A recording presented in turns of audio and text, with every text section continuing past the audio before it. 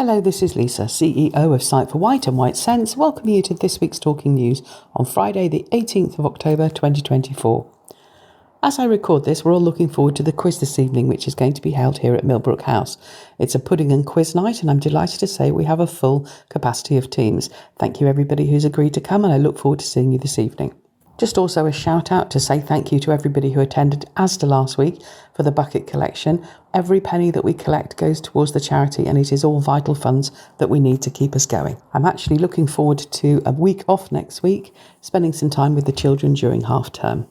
I hope the weather holds, but let's see what happens. Thank you, Lisa, CEO, Site for White and White Sense. Here is this week's charity news, 18th of October 2024. There is no swimming for the next 2 weeks at Medina. This is due to school holidays. It will resume on the 4th of November. On Tuesday, our next Eye on Social is at Millbrook House starting at 2 p.m.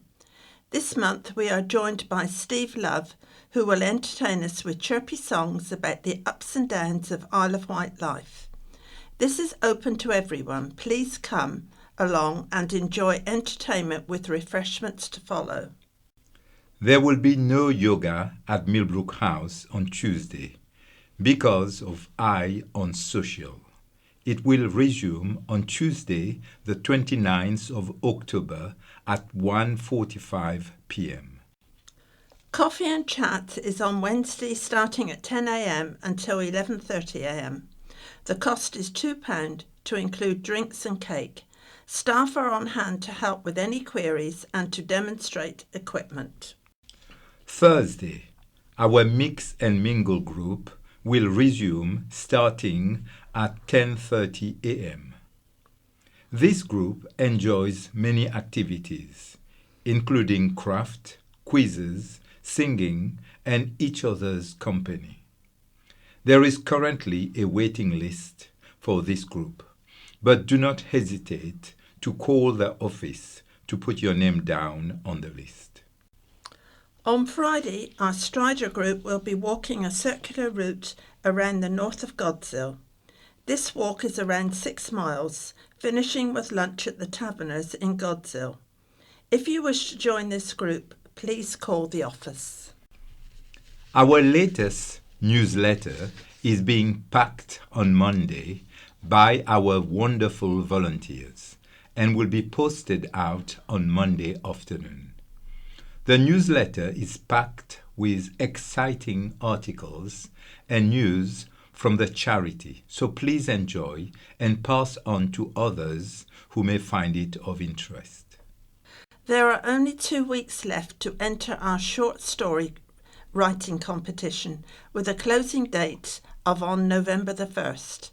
If you would like to know more details, please call the office and ask to speak to Chris. We now have the menu for our college lunch on Friday the 29th of November. The cost is £13.50 for a wonderful 3-course meal plus tea and coffee. To book your place and receive a menu, please call the office and speak to Susan. We now have our packs of 10 Christmas cards on sale for £3.50. This year we have a variety of designs on offer, so please call the office or pop into Millbrook House to purchase.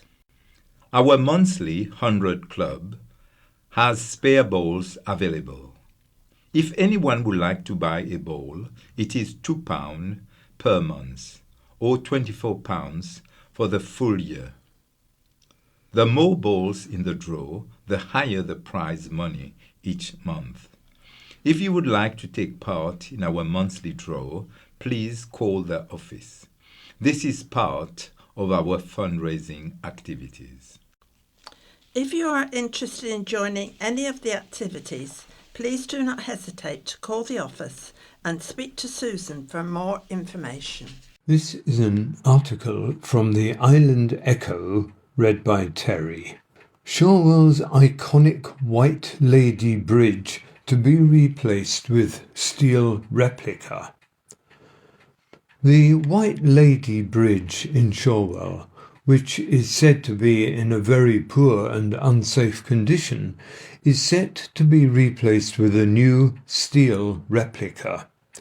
Shorwell Parish Council has applied to the Isle of Wight Council for planning permission to replace the 48-year-old timber structure which spans the B3399 at Shorwell Shoot. The bridge, which connects two private woodlands to the north of Shorwell village, was last reconstructed in 1976 by way of public subscription and voluntary labour, but there has been a bridge across the road since the late 1700s. Under plans, the wooden structure will be replaced with a modern galvanised steel and timber replica that matches the appearance of the existing bridge, but with modern safety standards. It will be brought in by lorry and craned into place, resulting in the road being closed for a period.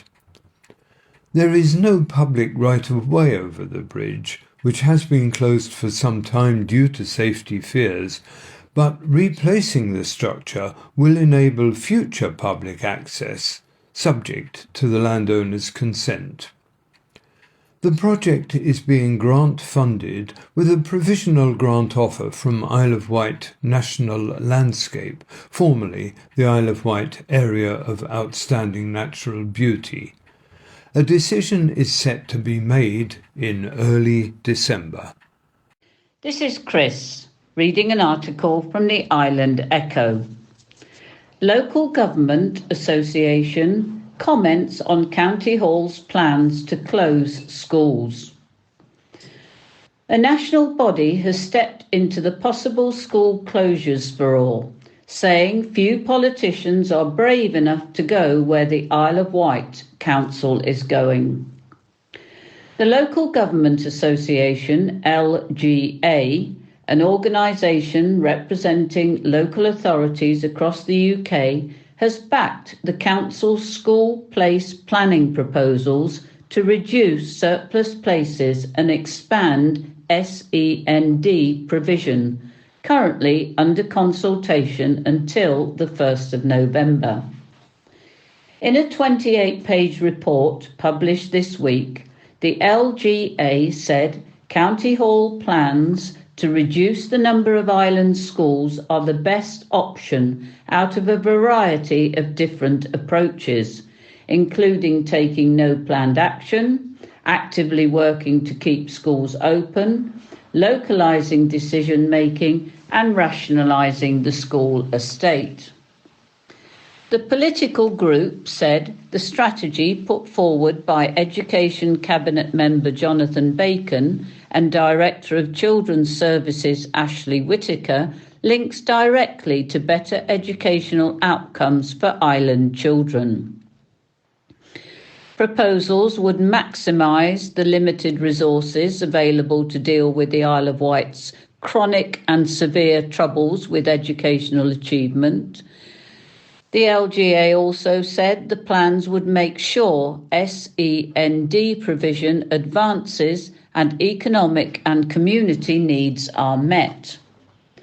A spokesperson for the Local Government Association has said, few politicians are ever going to be brave enough to step into this particular zone unless the case is compelling, and that is the main reason why most other councils have yet to take this route.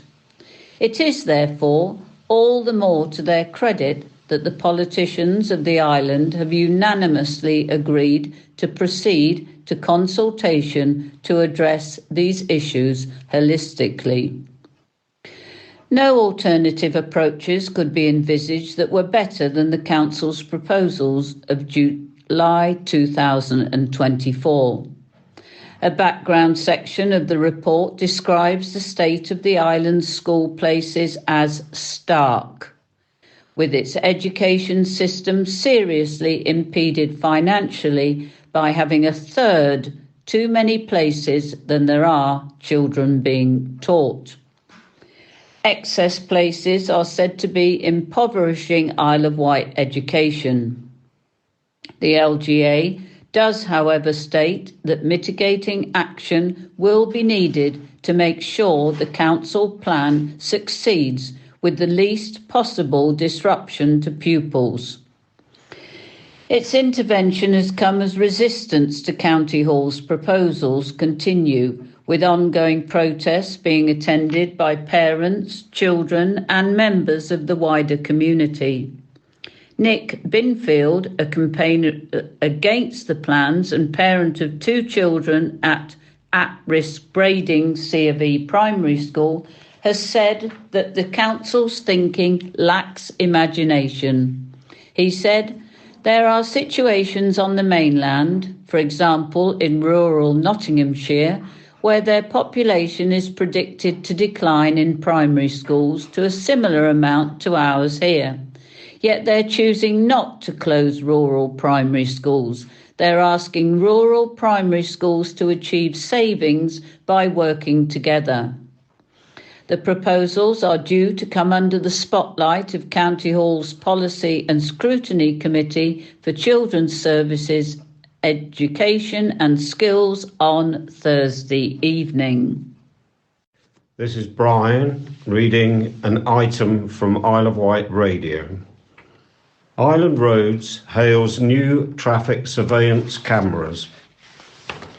Island Roads is using new CCTV cameras to help ensure road closures are observed and on-site staff and pedestrians are not put at risk by motorists who ignore signs. The cameras will also be used to record evidence of staff being subject to verbal and physical abuse, following an increase in such incidents.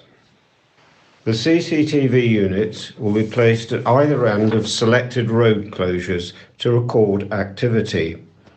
The cameras are PACE, Police and Criminal Evidence Act 1984 compliant, which means footage taken can be used to assist prosecutions.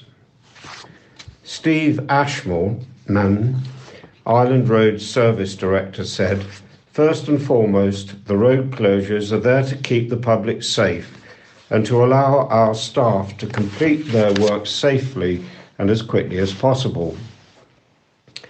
Whilst the overwhelming majority of road users do observe road closures and are courteous to the staff who work on site, we have seen an increase both in road users ignoring road closures and in abuse, both physical and verbal, directed at our staff. All our traffic management staff and operatives live on the island, and they appreciate as well as anyone the frustrations road closures bring. Like any other workers, they have a right to be able to go to work and to not experience such abuse, which we cannot and will not tolerate. We hope these cameras will act as a deterrent to prevent this from happening, but it will also enable us to act to support our staff if we need to prosecute individuals who do not treat our staff with respect or who put others' lives in danger. Road closures are legal restrictions put in place both to allow staff to work safely and also to keep members of the public away from hazards, such as deep excavations and hot materials that are common on our work sites. As well as it being an offence to drive through a road closed sign, doing so may also invalidate any insurance claim. Island Roads appreciate that the number of roadworks are currently high. Part of the reason for this is that, as required by the PFI contract, Island Roads tries to avoid major work during the busy summer months, which are crucial to the tourism industry. This means the periods either side of summer are used more, and this avoids winter working when the inclement weather is more likely to cause delays. This is an article from the Island Echo read by Terry. More than 100,000 people given COVID vaccinations in first week of autumn campaign. More than 100,000 people across Hampshire and the Isle of Wight have taken up the offer of a free COVID-19 vaccination in the first week of the autumn campaign. Your local NHS would like to remind you that there are still thousands of appointments available to ensure that you can get yours. You can book via the NHS website, by downloading the NHS app, or by calling 119 free if you can get online.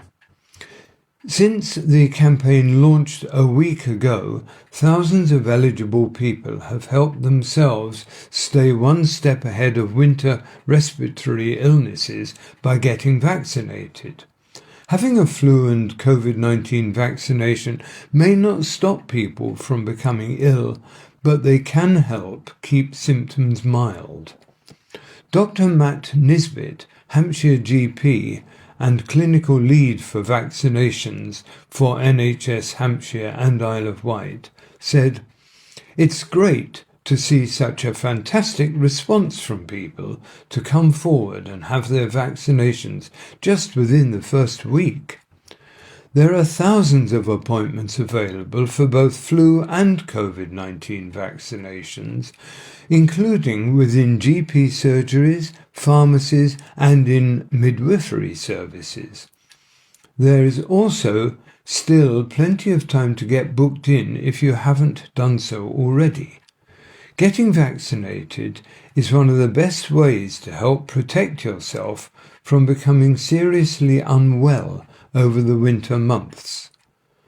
Those eligible for a flu vaccine this year include those aged 65 years and over, those aged 18 years to under 65 years in clinical risk groups, those in long-stay residential care homes, carers in receipt of carers allowance, or those who are the main carer of an elderly or disabled person, close contacts of immunocompromised individuals, frontline workers in health and social care settings. Those eligible for an autumn COVID-19 vaccine are residents in a care home for older adults, all adults aged 65 years and over, persons aged 6 months to 64 years in a clinical risk group, frontline health and social care workers and staff in care homes for older adults. The NHS will be sending out reminders to those eligible to get their jabs, while GP practices and other local NHS services will also be contacting people to offer the vaccines. You can call the Hampshire and Isle of Wight COVID-19 vaccination helpline on 0300 561 0018. It is open Monday to Friday from 9 in the morning to 5 in the afternoon. This is Chris reading an article from Isle of Wight Radio. Critical Care Charity receives donation from Hampshire House Builder. Hampshire and Isle of Wight Air Ambulance has received a donation of £1,500 from a Hampshire house builder towards its Operation Airbase Appeal. Barrett David Wilson Homes Southampton Division gave the cash to help fund the advanced critical care that the charity's team provides to the most seriously ill and injured patients in Hampshire and the Isle of Wight, giving them the best chance of survival and recovery when the worst happens. Called out to an average of 5 incidents every day, including cardiac arrests, road traffic collisions, falls and assaults, the life-saving service brings the hospital emergency department to the patient, beachside, roadside, countryside or bedside, day and night, 365 days a year. Operation Airbase is the charity's largest fundraising appeal to date, as it seeks to relocate its airbase to a more central location in the region so that its highly experienced team can reach almost every patient in Hampshire and the Isle of Wight within 10 minutes of takeoff, in contrast to the current time of 20 minutes or more. Keith Wilson, Director of Income and Engagement at Hampshire and Isle of Wight Air Ambulance, said, Operation Airbase will be the single biggest leap forward in our 17-year history. Getting to our patients even faster will give our crew every opportunity to get that patient to hospital alive and for that patient to return home to their family and friends. We are incredibly grateful to the people and businesses like Barratt in our local community who support our vision to save time and save lives. Tasmin Nichols, Marketing Coordinator at Barratt David Wilson Homes, Southampton Division, said, "We are committed to supporting organisations in the communities in which we are building. Hampshire and Isle of Wight Air Ambulance provides a vital service that's available free of charge to everyone in the county, and we are delighted to be able to support the amazing work they do." Barratt and David Wilson Homes Community Fund is a dedicated financial resource that helps to support local causes which improve the quality of life for those living in the region.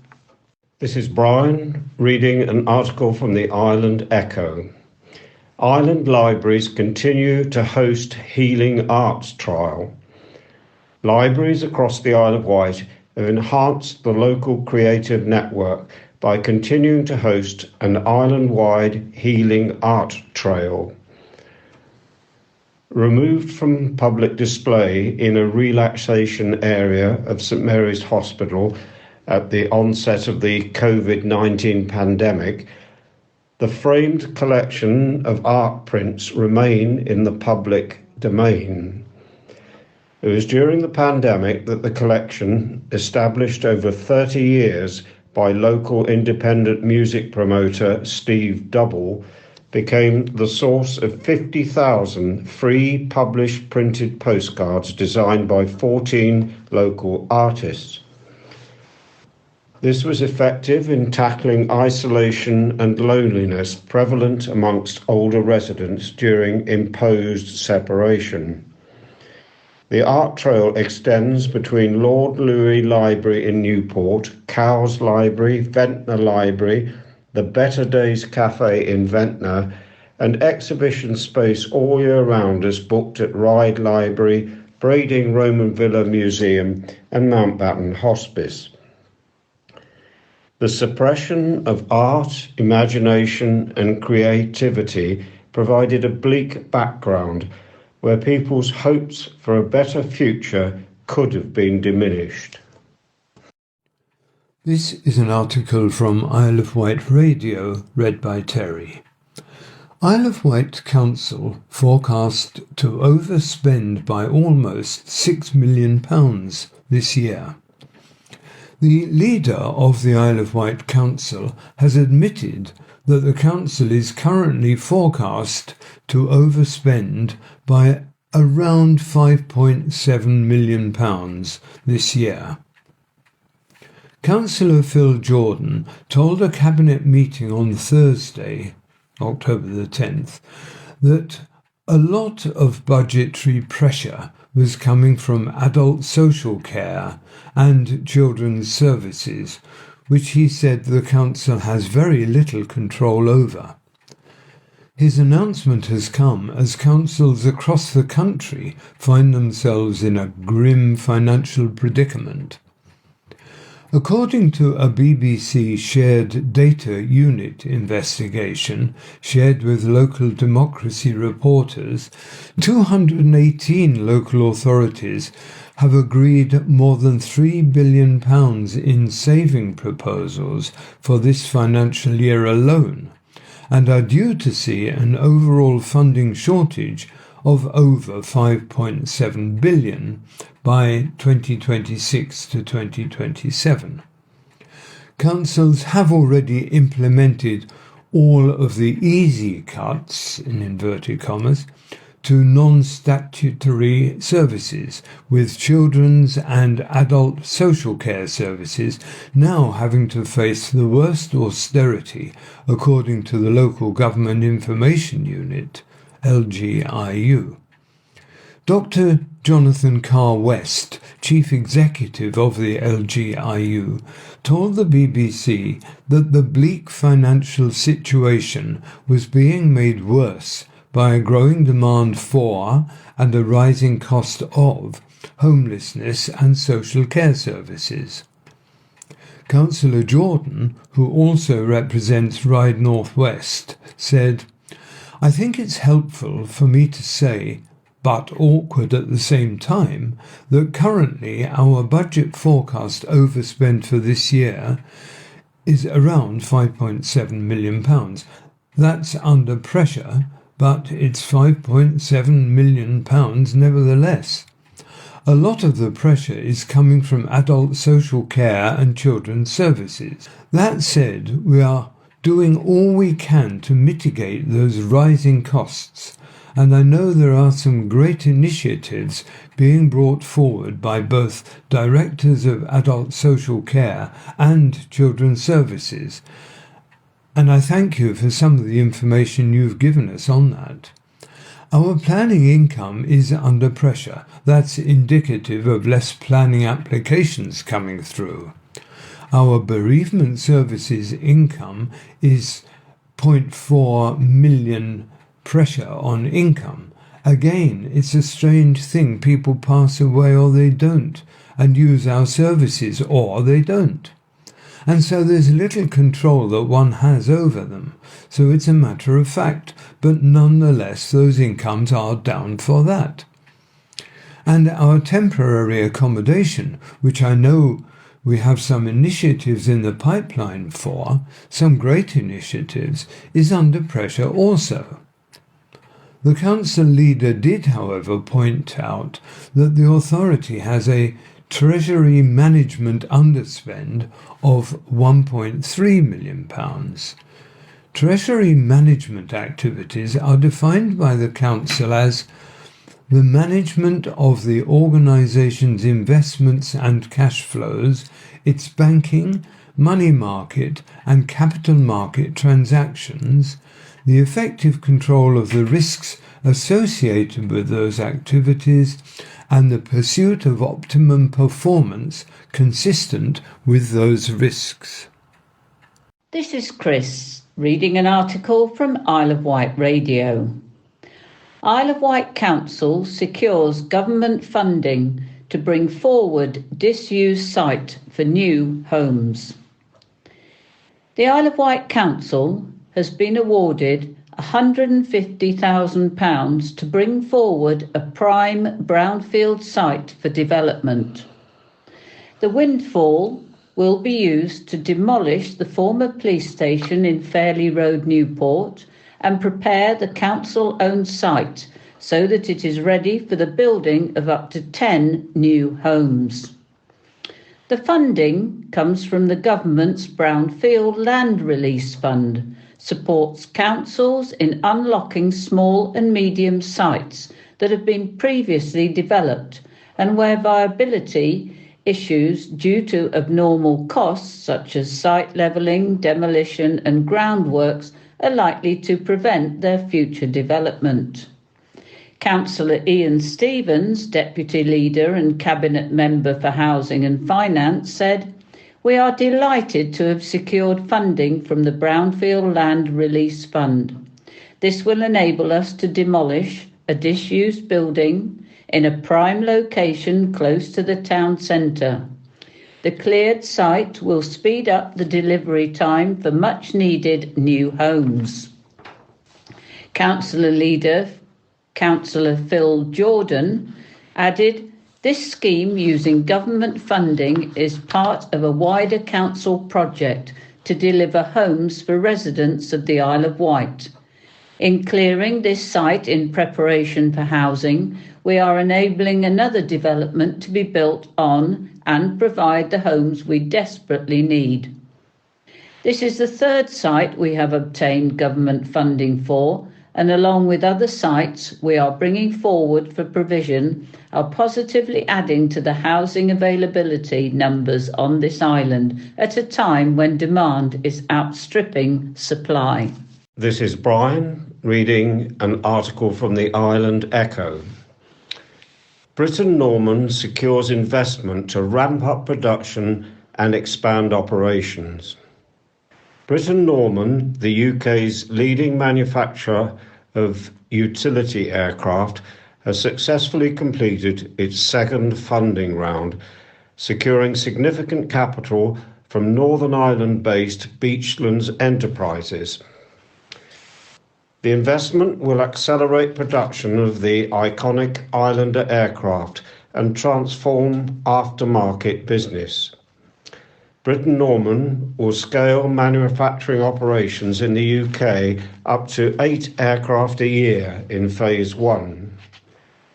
Manufacturing will be focused primarily on the unleaded piston version of the Islander, with around 20% of aircraft being delivered as turboprops. As part of the company's focus on manufacturing, it will invest in more advanced manufacturing tools and machinery, enhancing component production capabilities.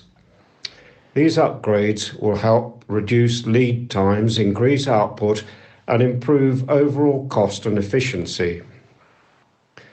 As part of the investment, Patrick Cowan, former Deputy Chief Engineer at Belfast-based aeroplane manufacturer Short Brothers, will be joining the board of Britten Norman. Alison Rankin-Frost, Director of Beachlands, said, "We're delighted to invest in Britten Norman. Great people, great product, and now we have provided more capital, great prospects." William Hynett, Britten Norman CEO, commented, "This welcome investment from Beachlands will enable Britten Norman to complete its aircraft manufacturing repatriation programme, with the first aircraft destined for the Falkland Islands. We'll also be focusing on our important international aftermarket operations, ensuring our long-term position as the manufacturer of choice for reliable, high-intensity, low-cost, short-field, sub-regional air transportation." My name is Mary. I am Gerard. Historic summer house could be turned into home. A boarded-up Shanklin summer house dating back to the 17th century could be turned into a home.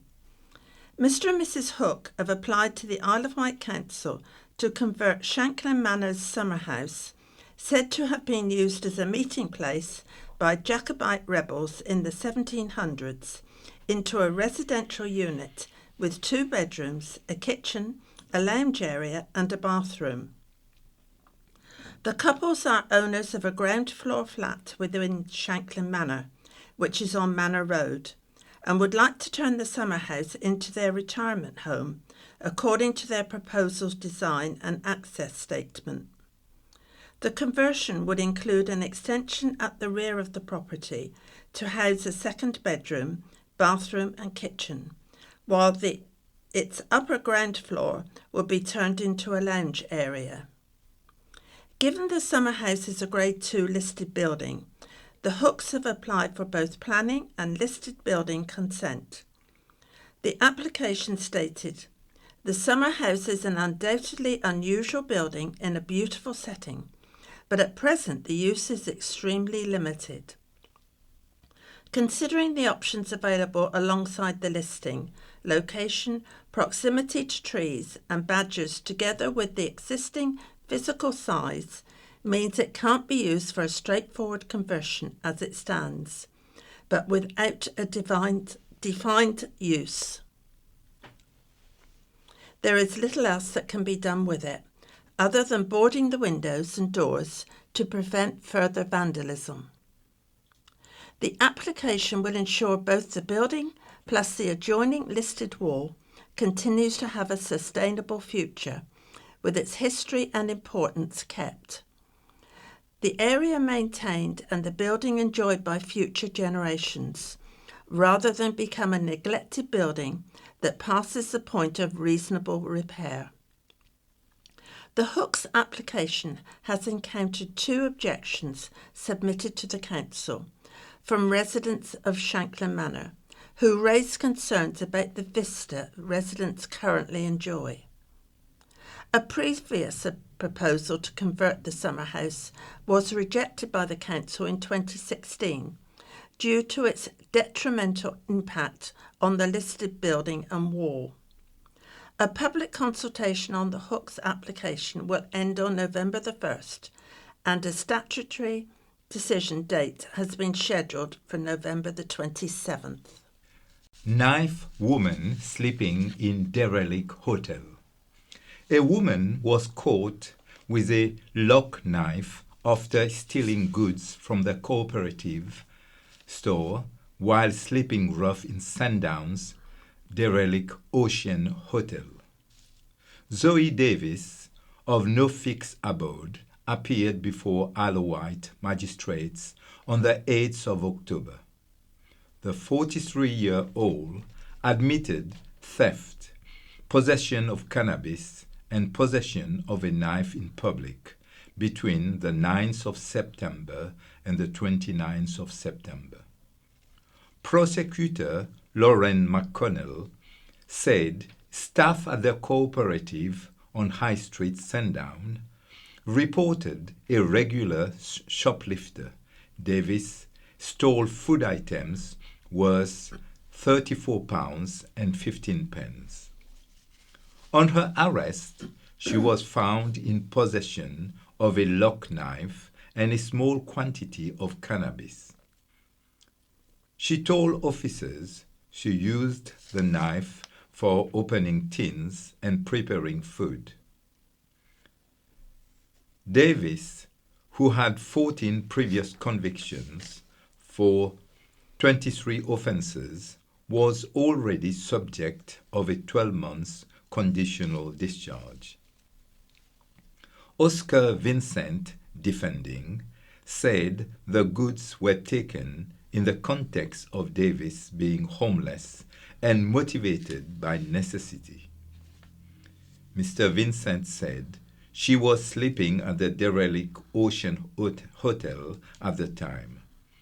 The knife was not seen publicly and was not brandished, and Davis had since been referred to a women's refuge away from the island. Davis saw her case adjourned to the 20th of December. Locals blame landslip on broken pipe. A group of residents living in Ventnor are demanding Southern Water takes responsibility for a landslip which damaged gardens and homes nearly a year ago. They believe a burst pipe is the cause of the collapse and say they are becoming increasingly frustrated by a lack of action and compensation. Although it admits there was a water leak in the area, the utility firm said its impact cannot be determined and the situation is complex. In December 2023, gardens collapsed in 5 properties in Ocean View Road.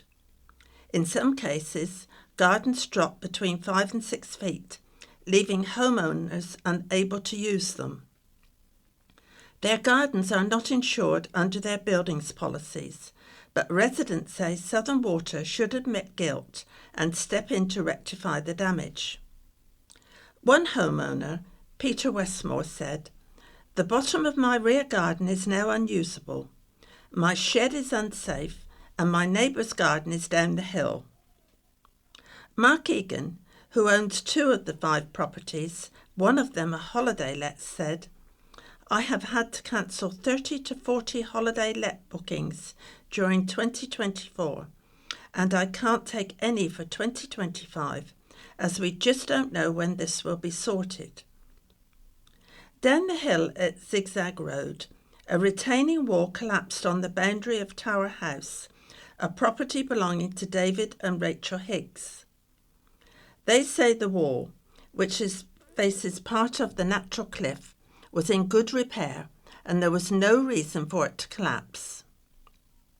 In February, David and Rachel said they instructed geotechnical experts and structural engineers who found the Southern Water 4-inch main on Ocean View Road was still leaking.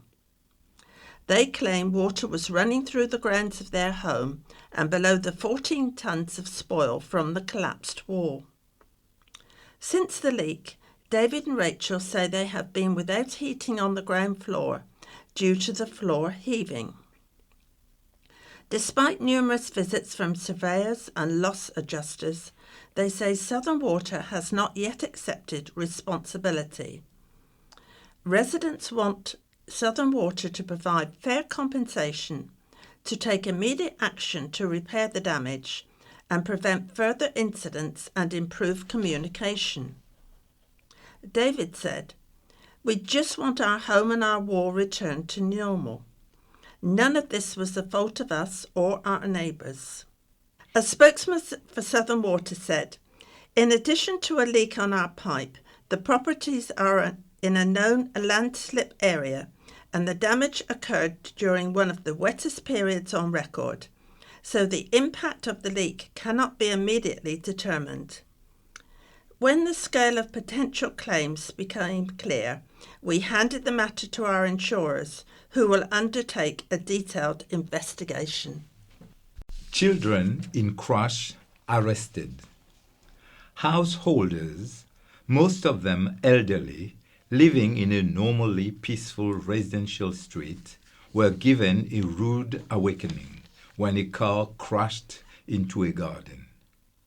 2 boys, aged just 13 and 15, were arrested after the white car being driven smashed through a wooden fence of a property in Princes Road, Freshwater, at around 6 a.m. on Monday.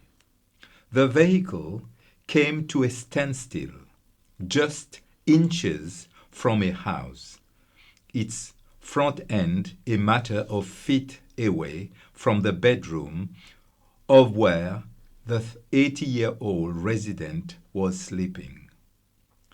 The woman, who did not wish to be identified, said, I was asleep at the time of the crash.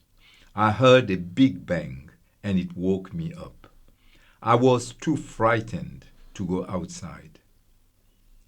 Police said the car was on its side when they arrived, but was on all 4 wheels when the pensioner went outside to look at her wrecked fence.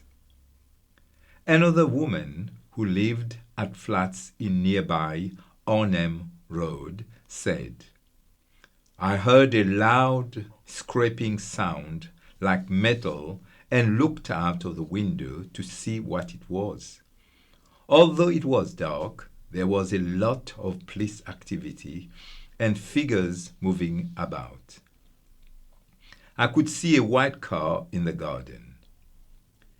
Living almost opposite the accident scene in Colwell Lane, pensioner Margaret MacDonald said, I was asleep when it happened, but I was suddenly woken up by a loud crash and a horrible scraping noise.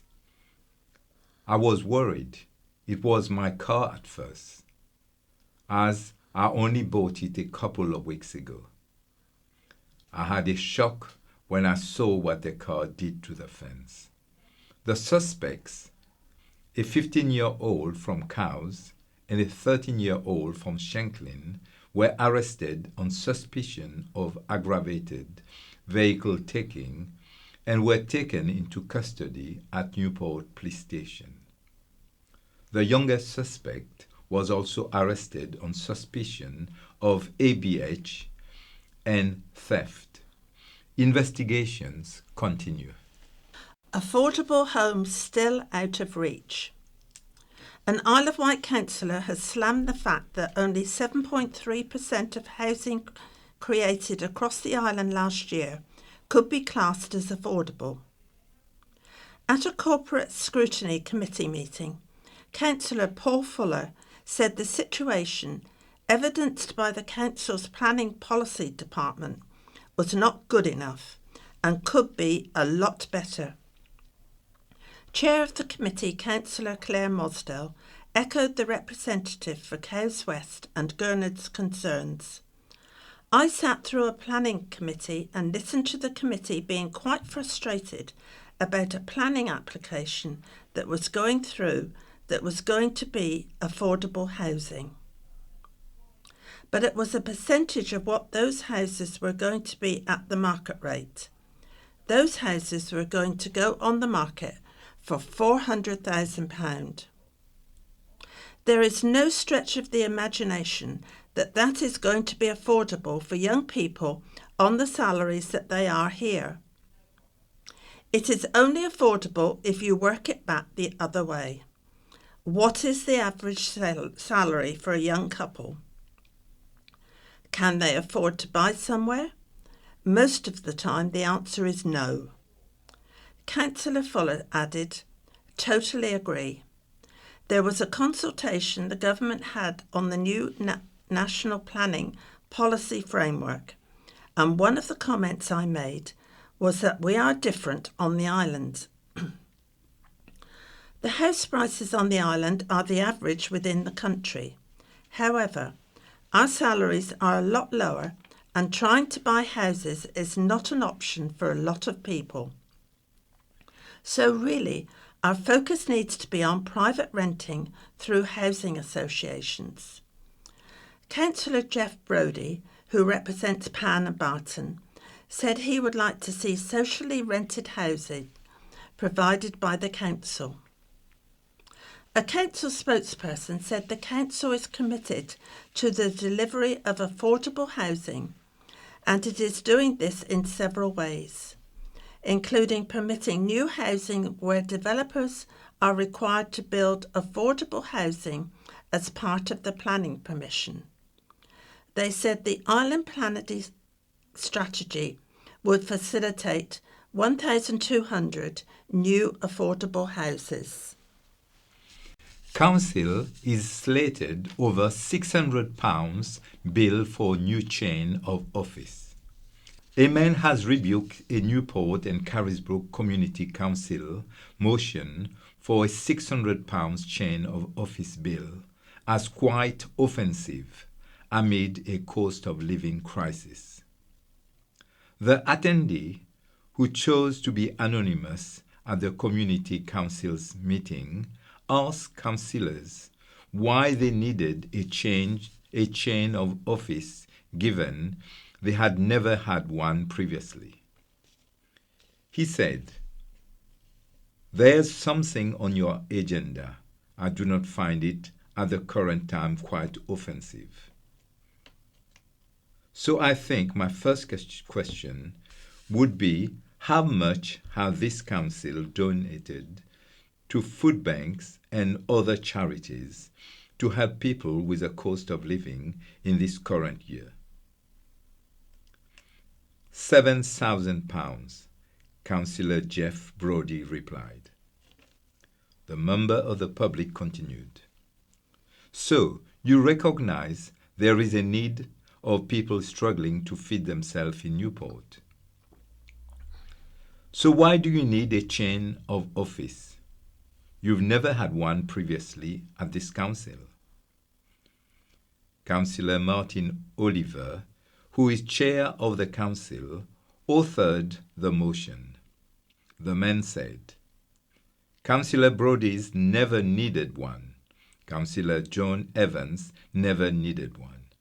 I don't think not having that chain of office has ever obstructed chairs in their duty. I live with someone who has lost their winter fuel payment. Tell me, do you think at the current time that it is a good use of public money? Councillor Oliver answered, "Personally, yes." During a later discussion, the representative for Mountjoy and Shide said, "It's not a vanity project. We need to be seen as a council. I've been to many public events where I've represented the council and nobody's got a Scooby who I am at all. It is a fairly small cost to pay to actually push us out there a little bit. We are the county town of the Isle of Wight."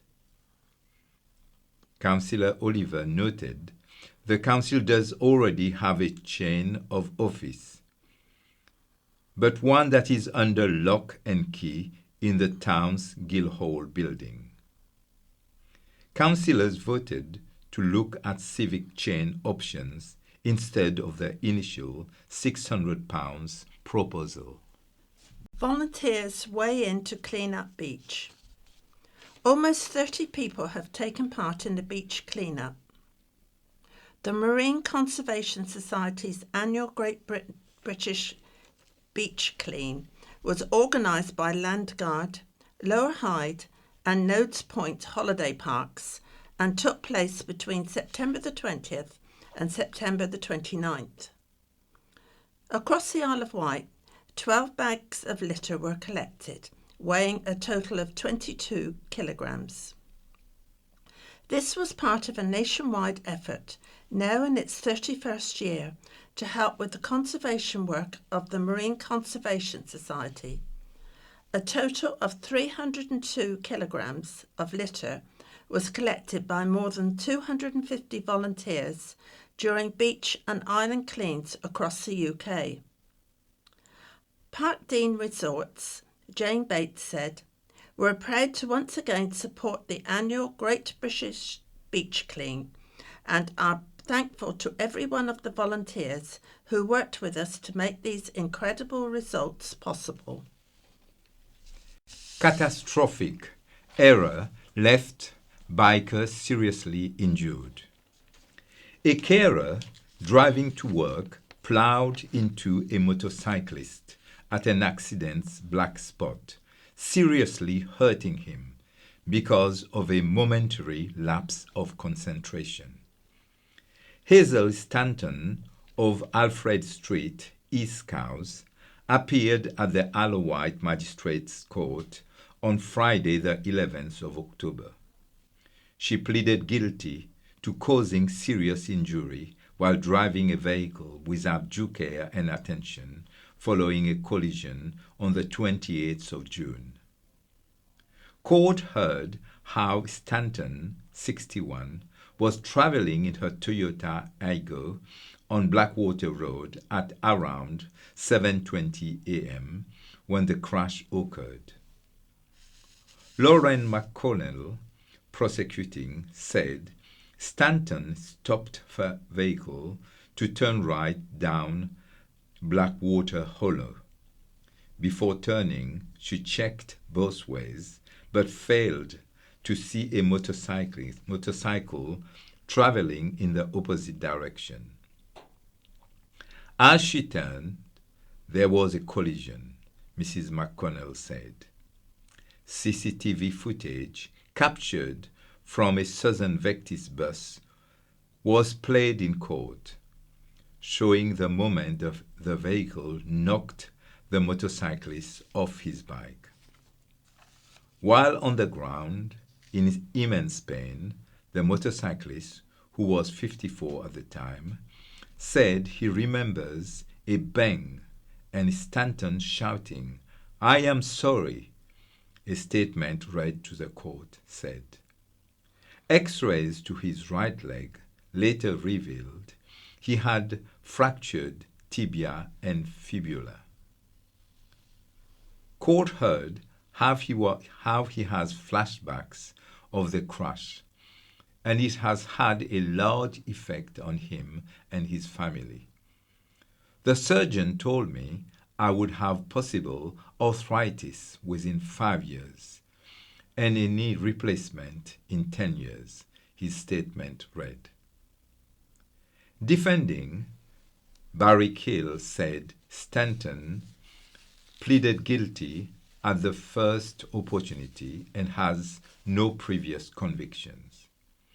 She realizes she made a catastrophic error of judgment and is very sorry for what happened, he said. Stanton, a carer, was not in a rush, and it was a momentary lapse of concentration, court heard. Magistrates agreed to adjourn the case to December the 20th for a pre-sentence report. Stanton was given an interim driving disqualification and granted unconditional bail. Dentists championed cancer awareness. Tributes are being paid to a well-known and highly respected Isle of Wight dentist following his death.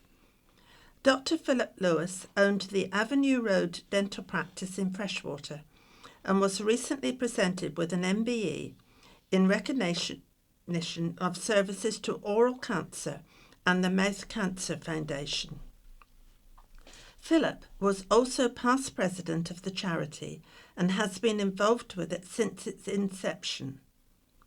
He devoted his career to highlighting the importance of checking for mouth cancers and was continuing to educate the dental profession and the general public right up until a couple of weeks ago. Philip's involvement in dentistry began when he qualified in London in 1977. He worked in general practice and as a clinical assistant in the hospital service.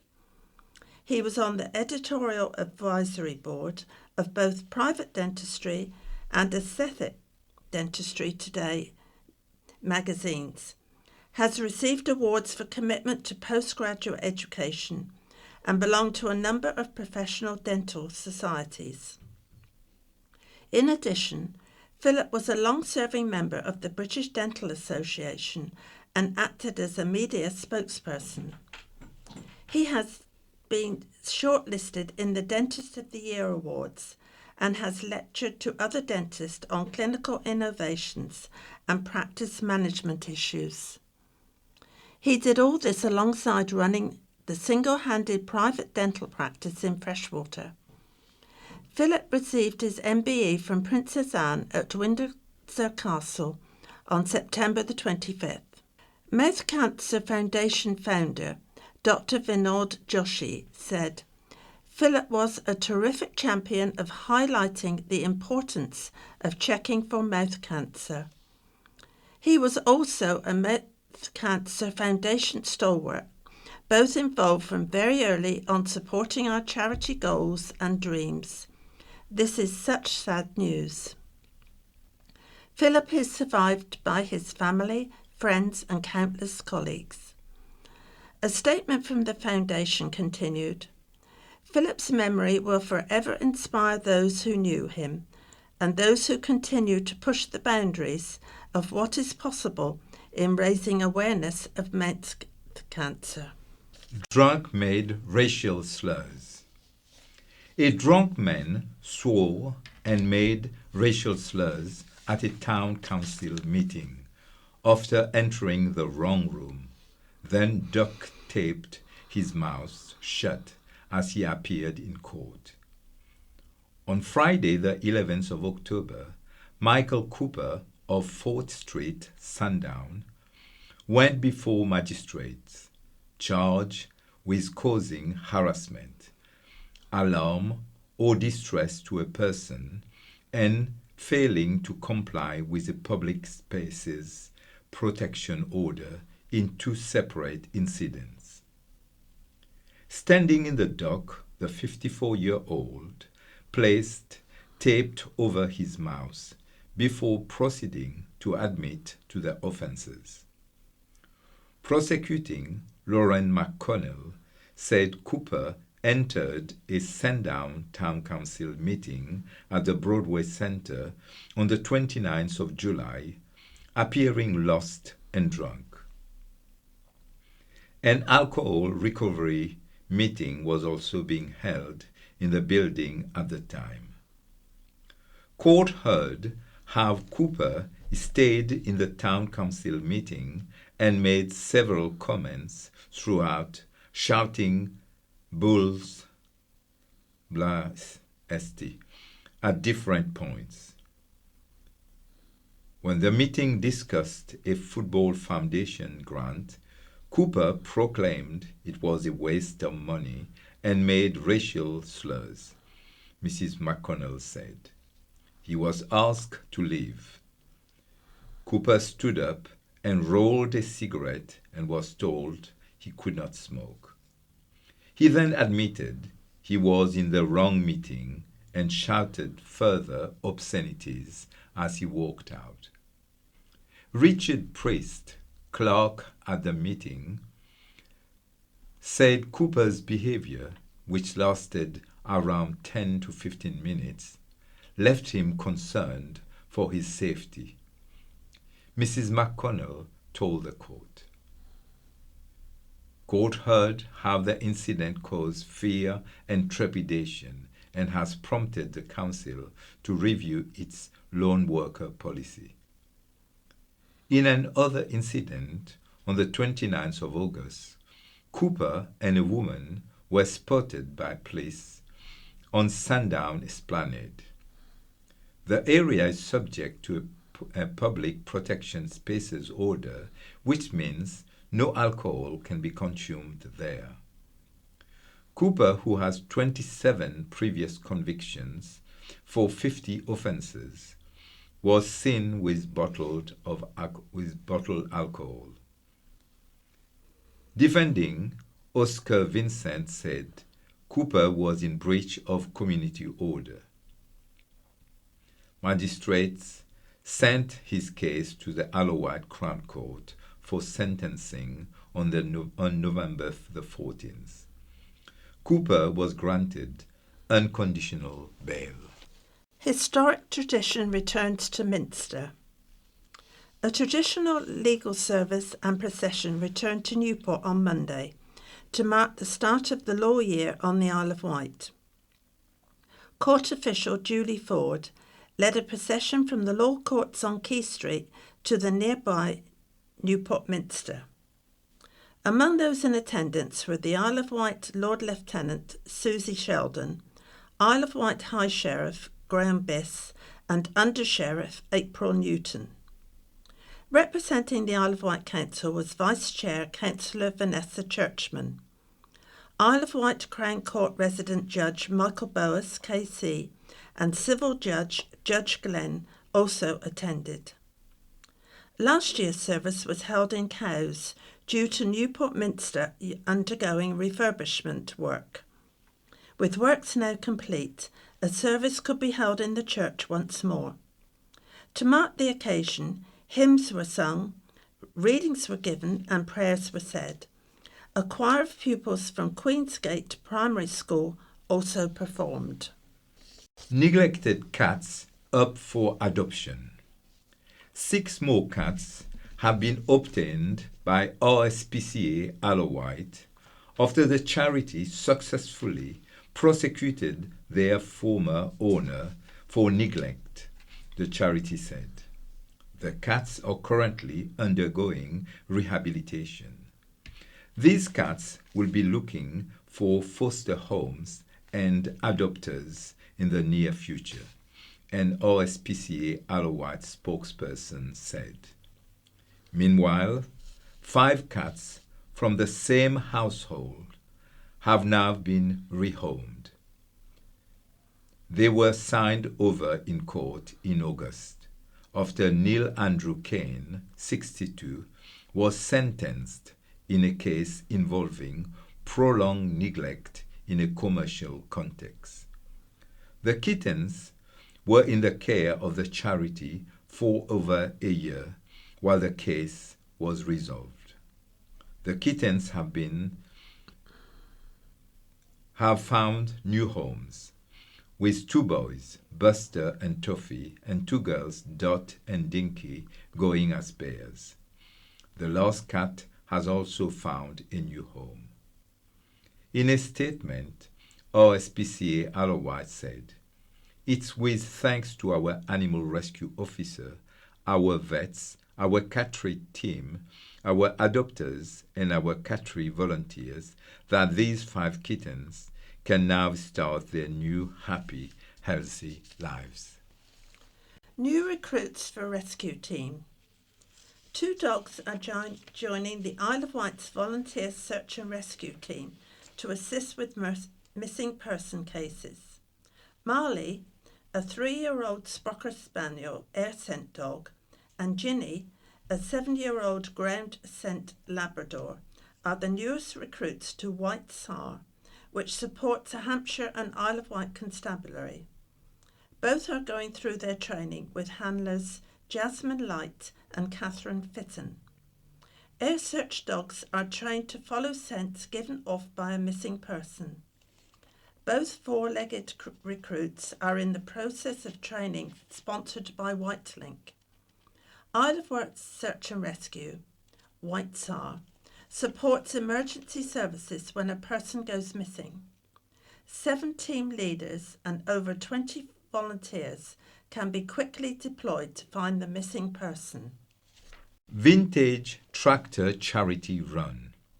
A convoy of island tractors travelled a 30-mile route in East Wight on Sunday, raising money for charity. Vectis Vintage Tractor and Engine Club held their charity tractor drive in aid of the Isle of Wight Prostate Cancer Support Group. The vintage tractors drove a 32-mile route from Arreton Bounds to Goddard's Brewery. The convoy left Arreton Bounds at around 10:30 and made their way to their shop at the Little Cowshed at midday. From there, the tractors travelled to Ryde Esplanade via Union Street for a short break before touring around Nettlestone and Ashy. After turning off at Knighton Chute, the convoy finished at the brewery in Hale Common. Motorist left cyclist with life-changing injuries. A careless motorist slammed into an elderly cyclist on a busy Newport roundabout, causing life-changing injuries. Sandra Brake of Garden Way, Newport, appeared before Isle of Wight magistrates on Tuesday, October the 8th. The 59-year-old admitted causing serious injury by careless or inconsiderate driving in Newport on April the 9th. Prosecutor Lauren McConnell said Blake hit a cyclist with her car at the roundabout which connects River Way with Honeycross Way. The cyclist, a 77-year-old woman, was approaching the roundabout from under the bridge with the intention of turning into Honeycross Way when she was struck by Blake's car and hurled into the air. Ms. McConnell said she suffered a fracture to her left leg and bruising to her head and face. In a statement read out in court, the victim said all she could remember of the incident was seeing the front grille of a large utility vehicle. She said her whole life changed in a second and she was unsure if she would ever be able to walk unaided again. The court heard she couldn't return to her original home, was now living in a bungalow, and was still reliant on a crutch, feeling like the Tin Man from The Wizard of Oz, stiff and inflexible. Michael McGoldrick, defending, said it was clear it was a tragedy and a terrible accident. He said Blake did not go out with the intention of injuring a cyclist, had an unblemished criminal record, and it was a momentary lapse in concentration which caused the collision. Mr. McGoldrick said she approached the roundabout at a slow speed and couldn't explain how she didn't see the cyclist until the point of impact. He said she was very distraught at the side of the road following the incident and very sorry and remorseful for what she had done. Blake, who wished the cyclist well in her recovery, was fined £200 and disqualified from driving for 12 months. She was also ordered to pay costs of £85 and an £80 surcharge. Youth Hub project gets the thumbs up. A wonderful Newport Youth Hub project designed to reduce antisocial behavior was given a vote of confidence by a community council.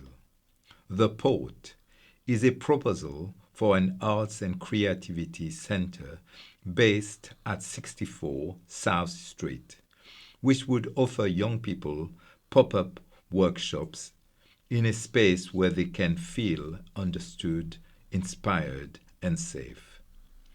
The Isle of Wight Council project manager, Fiona Capewell, and Beth Kidd, a representative from Property Consultants ERMC Limited, presented the plan to Newport and Carisbrooke Community Councils full council meeting. Newport and Carisbrooke Community councillors voted unanimously to support the project, mainly in the form of being a formal leaseholder of the building when needed and to send any grant applications to funding organizations that might be necessary. The Port is inspired by academic research from the United States, showing the more young people engage with the arts, the less likely they are to report being engaged in antisocial behavior. It aims to unleash the creativity and literacy of the Isle of Wight's younger generation, all the while giving relief to the island's police force. Proposed workshops include sessions on DJ decking, poetry, and article writing. The Port would also host an acoustic open mic night once a month, a book club swap station, and a bookable workspace. Fiona Capewell said, "Many young people and other residents feel unsafe in bus station, Church Lytton area because of the level of antisocial behavior.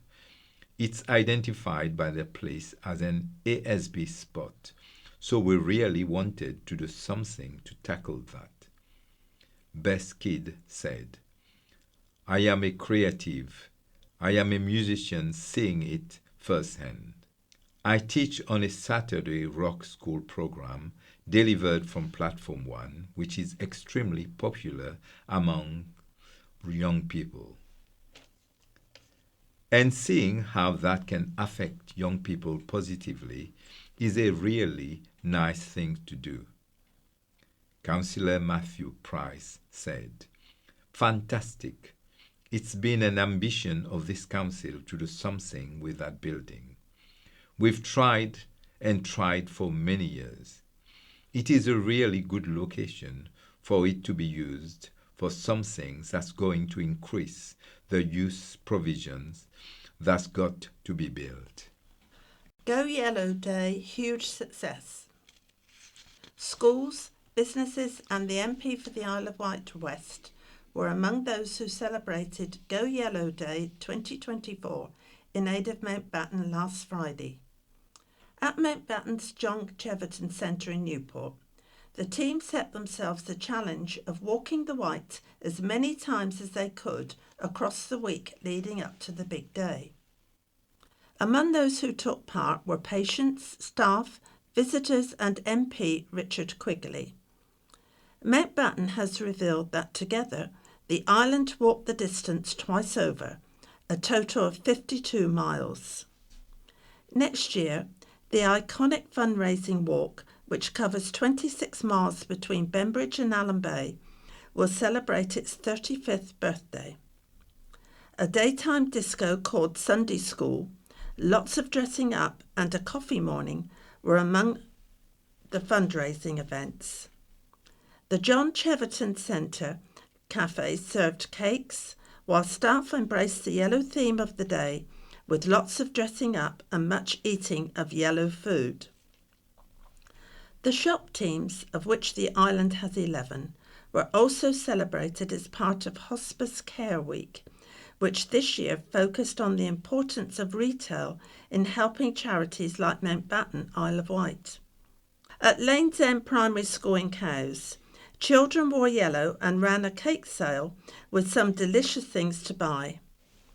They were not the only ones, as schools across the island joined the fun. At Mountbatten, the evening was rounded off with a Go Yellow themed quiz night. A trophy was awarded to winners Vicky Morgan, John Sharman, Dale Millward and Duncan Fleming, who spent the duration of the quiz dressed as chickens. Mountbatten Isle of Wight is 1/3 funded by the NHS, but this money has not changed in line with inflation, and even this is under threat. Go Yellow Day helped to raise cash and awareness of charity's 24/7 services in islanders' homes and its 16-bed hospice. White memories and nostalgia. Days gone by. The county press has been bringing the news to islanders since 1884. We've delved into the archives. 125 years ago, in October 1899, the date for the troops stationed at Parkhurst's departure to South Africa was fixed. The preparations of the 1st Battalion Rifle Brigade had included route marching and field operation efficiency tests, and the troops seemed in the best of spirits as they marched through cheering civilian crowds. After over 30 years, the custom of ploughing matches was revived.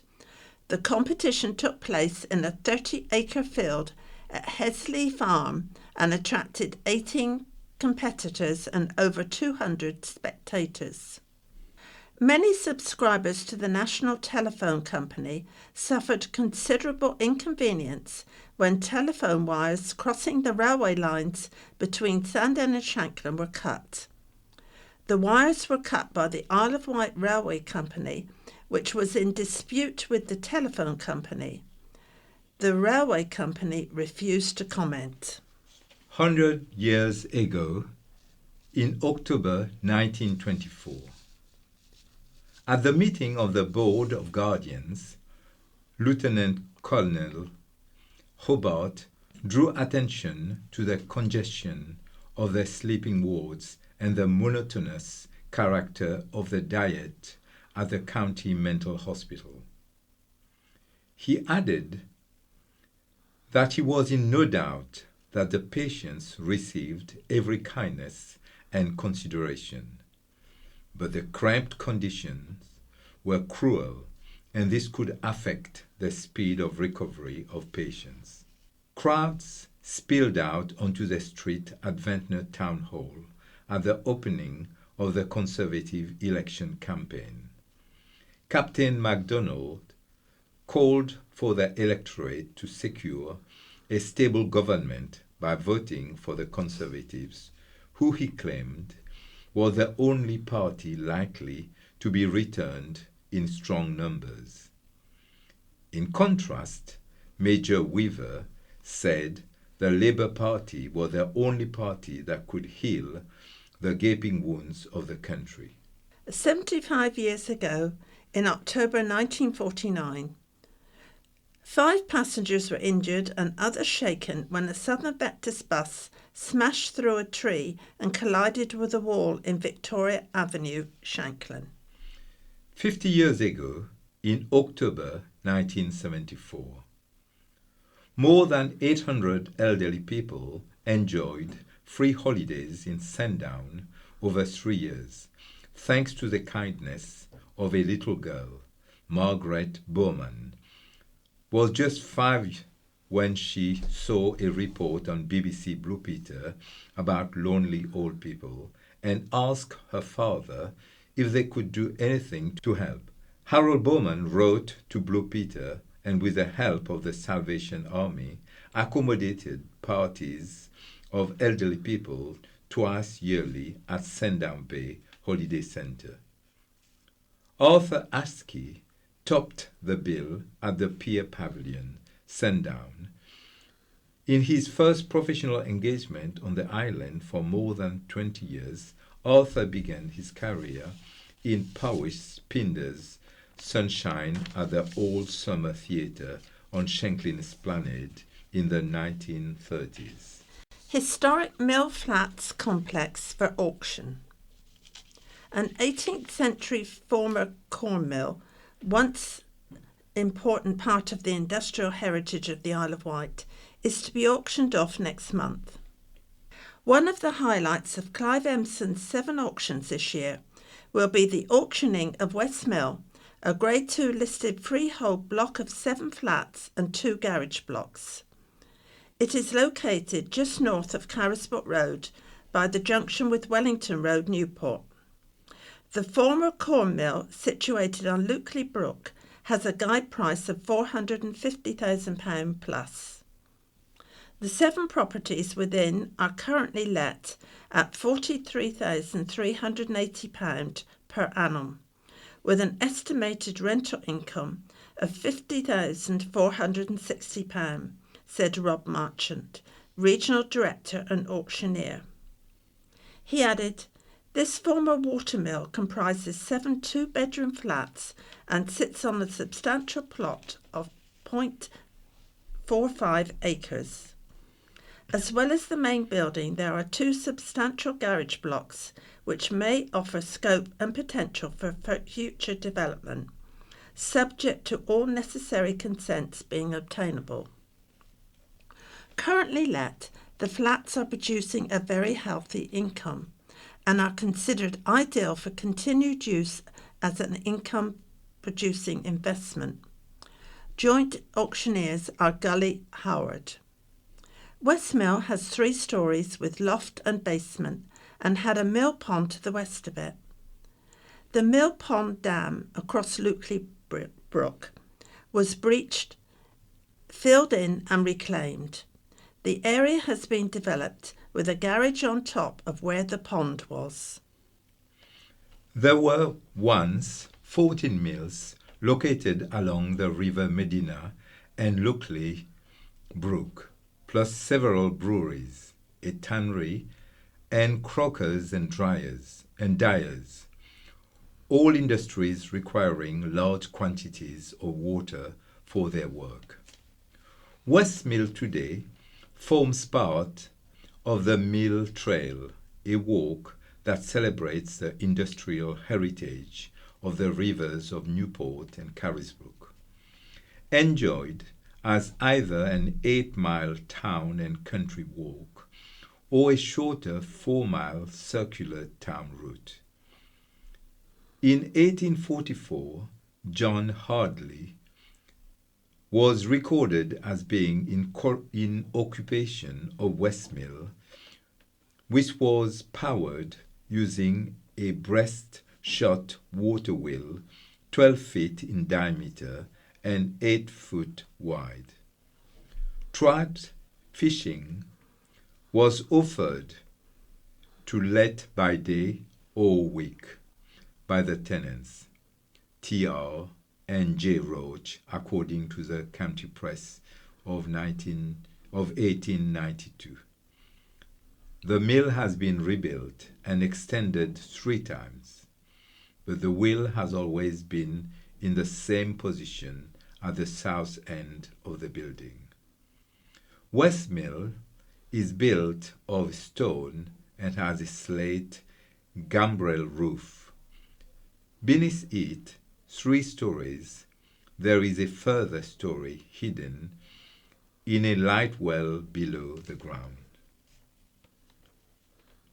The granary floor was in the roof space. The size of the building and the will indicates it was at one time a very large trading mill, according to J. Kenneth Major in his book, The Mills of the Isle of Wight, published in 1970. The mill eventually ceased working in the 1950s. After a period of being used as a furniture warehouse, the mill building was converted into apartments in the early 1990s. My View by Tim Devlin. Sailing is hugely valuable to the Isle of Wight. We are coming to the end of the sailing season, and people who own boats on the island are starting to have them lifted out of the water and laid up for the winter. So begins an annual transition as the vessels are serviced at the various yards around the island. It is very difficult to quantify the value of this. Looking at the census statistics, it is even hard to ascertain just how many people are involved in marine activity on the island, but it must run into thousands. Several sailing clubs have their annual general meetings about this time of year and review their activities.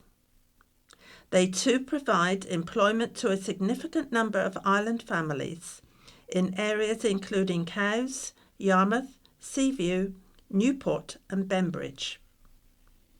According to the RYA, fewer than 10% of clubs now have more than 1,000 members. This is not just a problem for yacht clubs, but symptomatic of a wider change in participation in sport and other activities. Whereas once you had to join a club in order to get out on the water or play golf or cricket, these days people are opting for pay and play. For many, leisure activity is about experiences rather than joining anything that requires an annual subscription. So one week it's sailing in Cowes, next week it's cycling around Holland, or bungee jumping in New Zealand. What does this mean for the future of sailing clubs, and indeed the future of sailing on the Isle of Wight? Will they all die out? No doubt a tiny minority of islanders who lump all sailing enthusiasts together as the Pink Trouser Brigade might rejoice. But the reality is that the island would suffer a huge loss in revenue if sailing became less popular. Luckily, there are no signs that in the case. The income that comes with the sailing community being based in the Solent and enjoying the resources of towns like Cowes, Yarmouth and elsewhere remains in good supply. 2025 marks the 250th anniversary of the founding of the Royal Thames Yacht Club, and there will be a variety of events in the Solent to mark it. We also look forward to the return of the Admiral's Cups to Cowes in July 2025, with high-end racing from crews from all over the world. 2026 marks the 200th Cowes Week. Again, there will be a lot on offer. People from all over the world visit the island simply to go sailing and take part in yachting events. They often come to live here for the same reason. The number and variety of pubs and restaurants in Cowes, Yarmouth and Bembridge attest to the benefit that brings to the local community. Sailing clubs no longer display the snobbery of the Victorian and Edwardian eras, and members join to make friends, to socialize, or to sail in company. The different clubs interest different sections of the community. Where they all appeal is to people who enjoy the fellowship of others, and they are an important part of the social life of the community. You don't even have to be a sailor or a boater to join. Fake parking penalty scams prevalent. There have been many reports locally and nationally about the latest scam, which has been reported on the Isle of Wight. The text you receive purports to be from the DVSA, telling you that you have a parking penalty, and if you don't pay your fine on time, you may be banned from driving. It also says you may have to pay an increased fee or could even be taken to court. It asks you to click on a link and enter your car registration before making the payment. This is then followed up by further texts putting on the pressure to pay. Indications that this is a scam are: the DVSA does not deal or issue parking fines. The date is not in a standard UK format. The web address is clearly not a genuine or UK web address. Remember, gov.uk will not contact you via text. Never click on a link in a text, email, or WhatsApp message. Don't be panicked into making rash decisions. Stop and think before responding to any message or request. Forward scams messages to 7726, the National Cyber Security Center will use this information as intelligence. If you have responded to the scam, contact your bank in the first instance to investigate the possibility of getting your money back and to ensure that your accounts have not been affected. For advice on scams, call the Citizens Advice Consumer Helpline. Or report a scam, call Action Fraud. For more information on scam, visit the Isle of Wight Against Scams Partnerships. The website is www.iwasp.org.uk. What's on? Fireworks and family fun at Robin Hill. A popular family fun firework event in aid of charity returns next month at a new location. Robin Hill is playing host to fireworks with Mountbatten on November the 9th. Supported by the Isle of Wight Festival and Isle of Wight Radio, the event promises a dazzling firework display for all ages. Fabulous fireworks, a dazzling fire show, live entertainment and our exciting fundraising challenge, Zipfire, will all be there, Mountbatten said. We invite you to come dressed as sparkly as possible and armed with your glow-in-the-dark accessories, but don't forget your scarf and gloves. There will also be food and drink for sale. Fireworks with Mountbatten will be hosted by Paul Topping and the Isle of Wight Radio breakfast team. Paul said, "It's going to be a night full of fun for all the family. We can't wait to see you all there." The event will also feature a 150mm zip line. Over 60 pre-booked fundraisers will soar across the sky as part of Zipfire, which is sponsored by Whitefire and Security. Bad weather twice cancelled last year's event at North Fairley Farm off Fairley Road. Talented young stars to stage Broadway classic. A talented cast of young performers has assembled to bring Chicago, the musical teen edition, to the stage. Theatre-trained Isle of Wight is preparing to bring a spectacular stage production to Medina Theatre, directed by Callum Davis. The show is on each night from the 28th of October to the 30th of October. Get ready to be dazzled by the electrifying energy and timeless appeal of Chicago, the Musical Teen Edition. This iconic production, adapted specially for young performers, offers a thrilling glimpse into the glamorous world of 1920s Chicago. The story follows Roxy Hart, a wannabe vaudevillian who finds herself on trial for murder.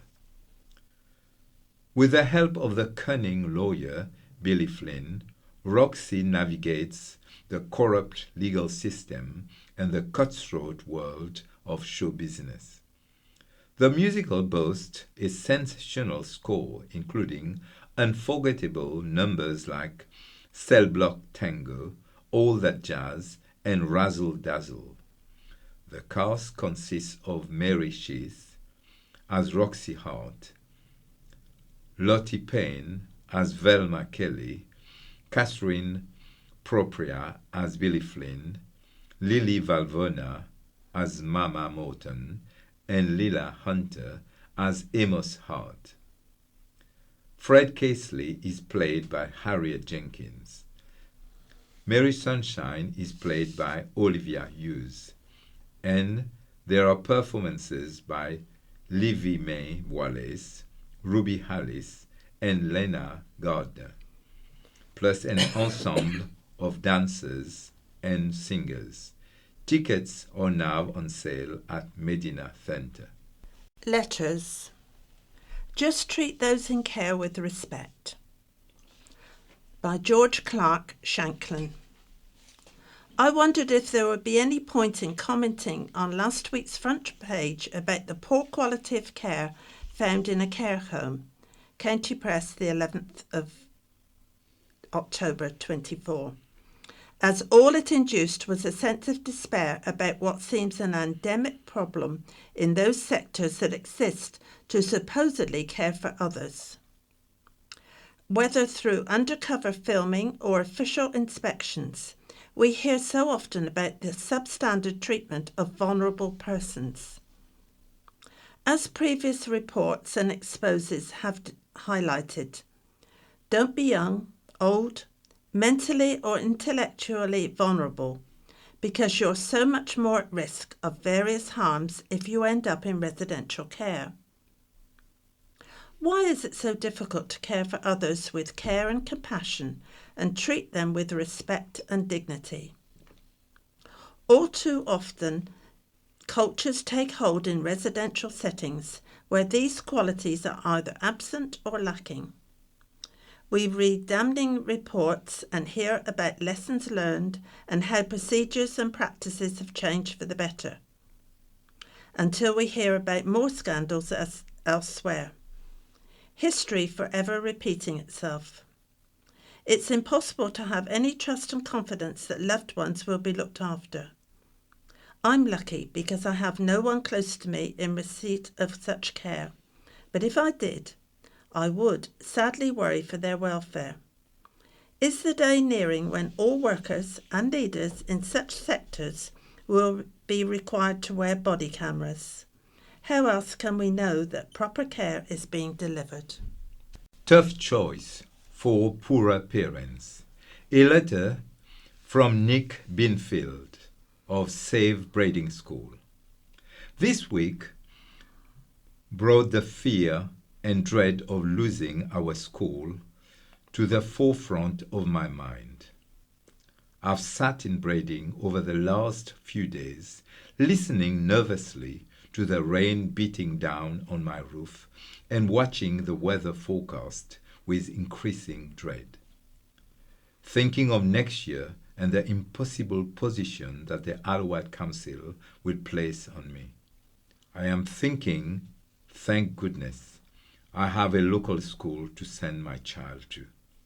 But next year, those at the Isle of Wight Council are potentially removing this choice from me and will force me and the countless other low-income families into the most difficult decision.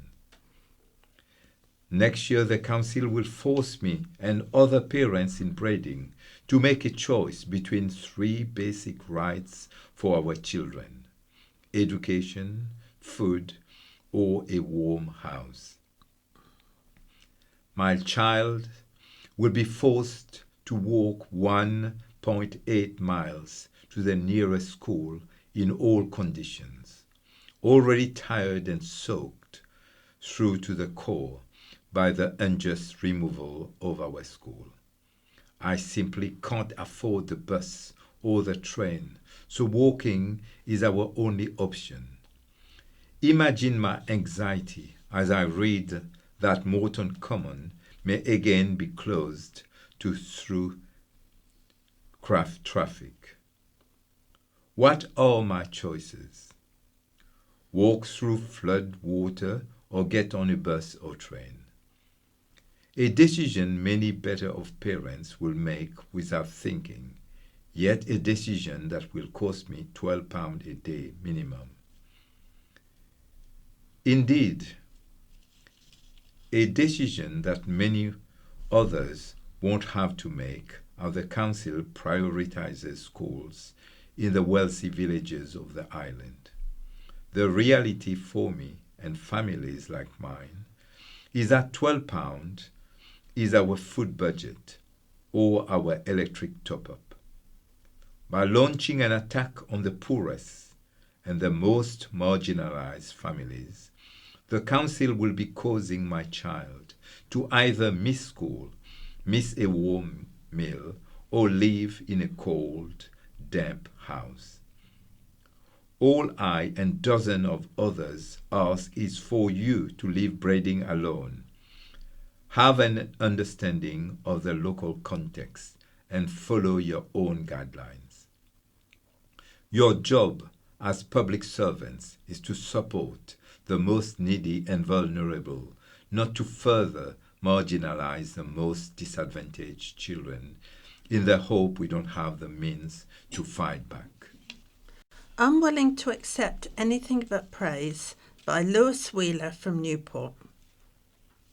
If bums on seats and selling tickets were the only arbiters of whether or not something should be staged, then bears fighting in cages would still be top of the bill.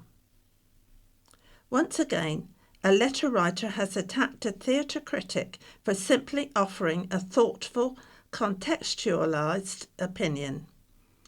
It's disappointing that many in the island's amateur theatre community seem unwilling to accept anything but unqualified praise for their efforts.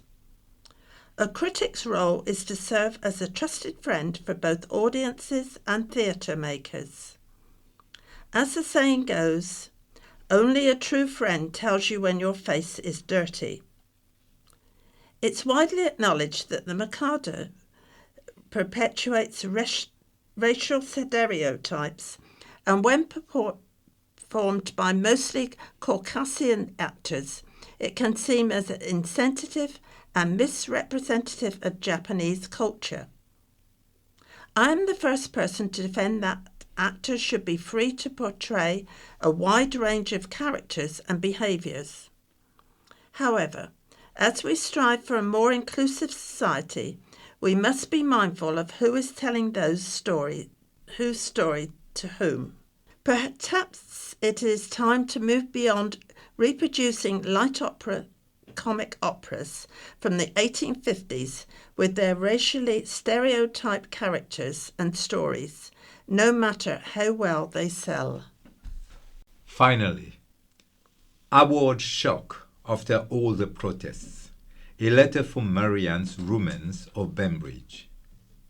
Farcical, we, Joe Public, have been protesting about Whitelink's shabby service and treatment regarding their ferries since the beginning of this year. The extortionate high price of a fare with a car from Fishbourne to Portsmouth, always higher during the holiday period. There are residents on the island who commute to the mainland for work, also hospital visits and holidaymakers. It is a very busy and profitable service. When I read that Whitelink had been voted the best UK ferry operator, really, what a farce. And that's goodbye from Mary. And goodbye from Gerard. The BBC In Touch programme follows, and the scaffolding news follows that. Hello. Oh, where has my little dog gone? Went the old song. Be grateful I'm not singing it to you. But what's worrying some guide dog owners is where has the service gone which helped people give their dog free running when they weren't working? It's critically important for the health and happiness of my guide dog, Kenyon. He's a fantastic guide dog, incredible in every way, but his recall is really not good. There was a lot of times when he wouldn't come back, and if I was on my own in a giant field, it was really concerning and not safe. We'll be getting some answers to that question later in the programme. But first, a far more all-embracing problem which faces people who are in the process of losing their sight.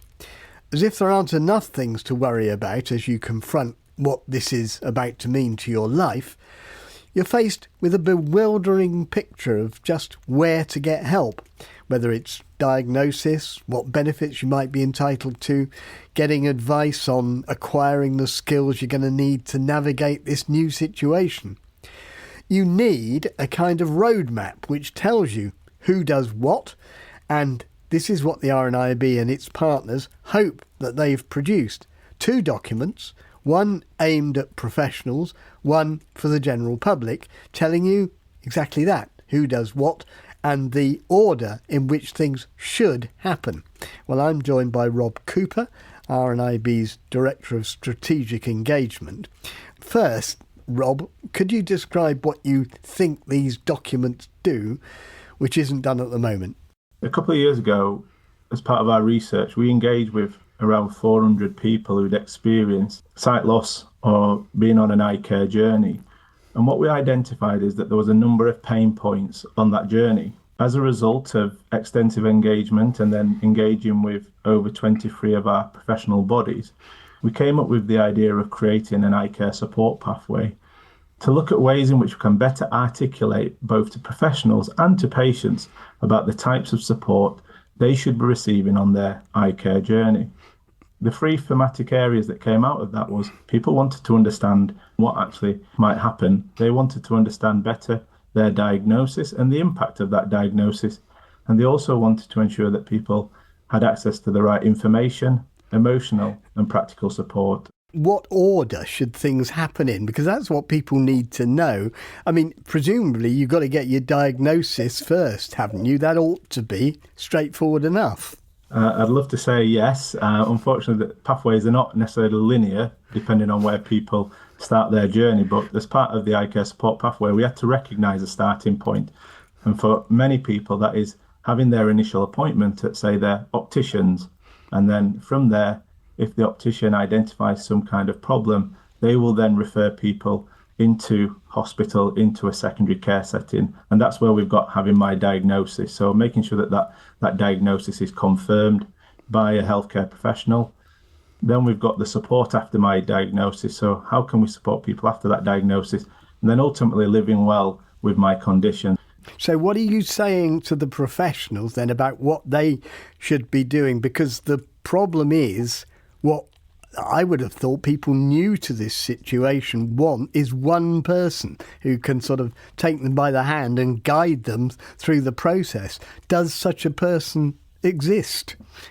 Actually, I don't think it is down to just one person. I think we all have a key part to play, whether that be the optician, whether that be the ophthalmic nurse, whether that be the consultant, the low vision practitioner, or even the rehabilitation officer in local authority. And as part of this work, everybody has an opportunity to make sure that they connect into the non-clinical support that is provided, that we know ultimately will get them to the support that they need. I'm a bit surprised that in that list you haven't mentioned the ECLO, the Eye Care Liaison Officer, people who can do this very job, really. There's about 800,000 patients a year in the UK being referred from optometry into secondary care services. Now, physically, ECLOs will not be able to see all those patients.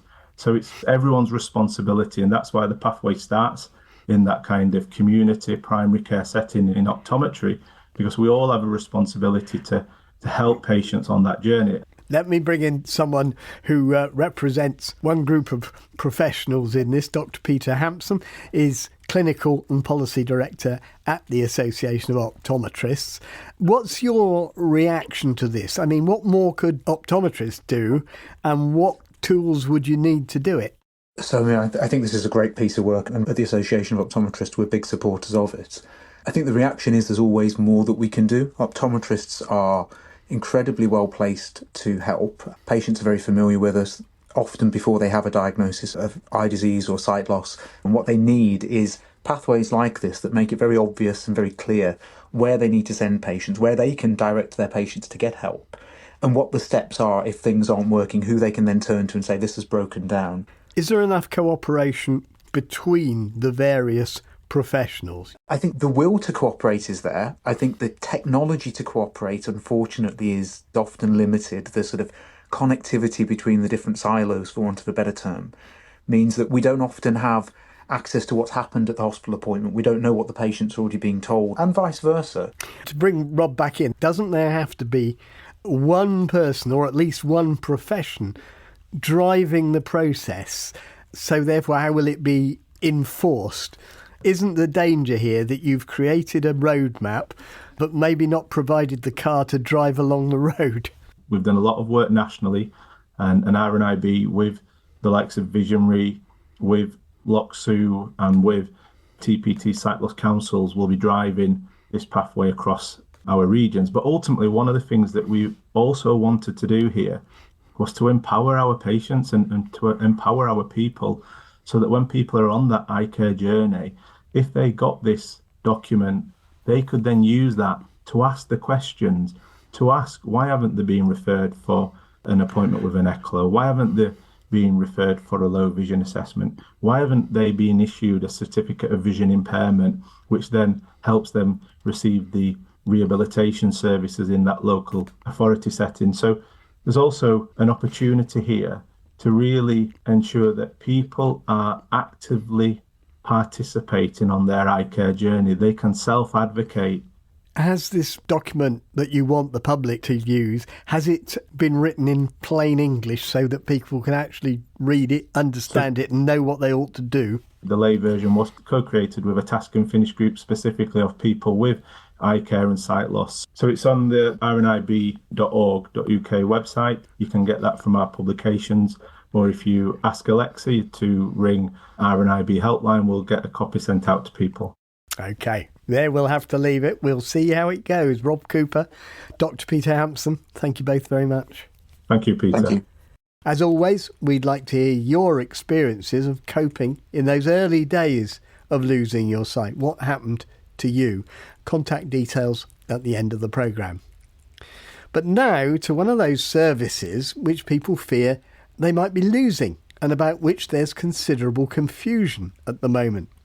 When we told you earlier this year about the financial situation facing guide dogs, with savings of millions of pounds needed, one of the first services to go was the My Guide scheme, where people who needed it could be provided with a companion who could accompany them, perhaps on trips to go shopping, or just take a pleasant walk.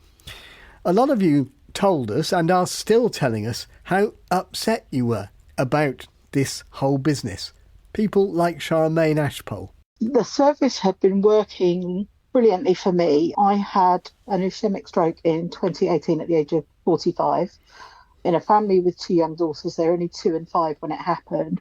I just finished vision rehabilitation services, which were fantastic. And My Guide kind of picked up where that left off. I'd lost my sight and some of my hearing, and I just needed a lifeline really to get me out and about. And My Sighted Guide was that lifeline.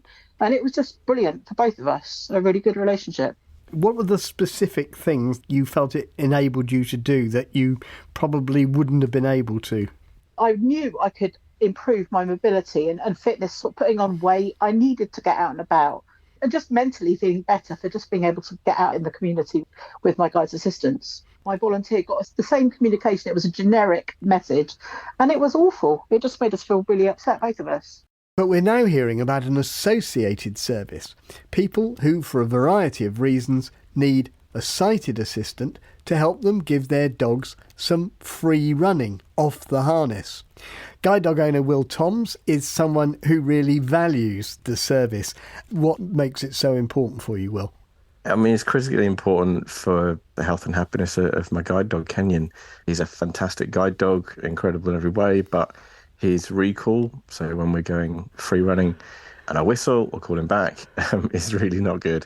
And he gets extremely distracted by other dogs with balls. When I first had him, there was a lot of times when he wouldn't come back. And if I was on my own in a giant field, it was really concerning and not safe. And so we did a whole bunch of work with the guide dog trainers, instructors that were brilliant, trying to find different methods, different high value rewards, little fishes, bits of chicken and sausages and all sorts of things to kind of encourage him back. But the thing he loved the most was other dogs' toys, basically. We even got him his own toy, but it's just part of who he is. And it's really important that he has a free run. And so having someone who's sighted take him is perfect because he doesn't run away, out of the park or anything like that. A sighted person can just walk over to him and pop the lead on and it works extremely well. At the moment, you've got a permanent volunteer to do this? Yes, we have a really good relationship and he takes him regularly, and I can't go with the volunteer because I believe that there isn't insurance to cover me and the volunteer, but the priority isn't me, the priority is Kenyon the dog, But there seems to be some confusion about the plans for this service. Did it end at the same time as the My Guide service? Has it just recently been discontinued? Is it finishing in December? Or indeed, is it finishing at all? All scenarios which different guide dog owners say that they've heard. So, what's the real situation? Mark Sanderson is Director of Skills, Information and Support with Guide Dogs.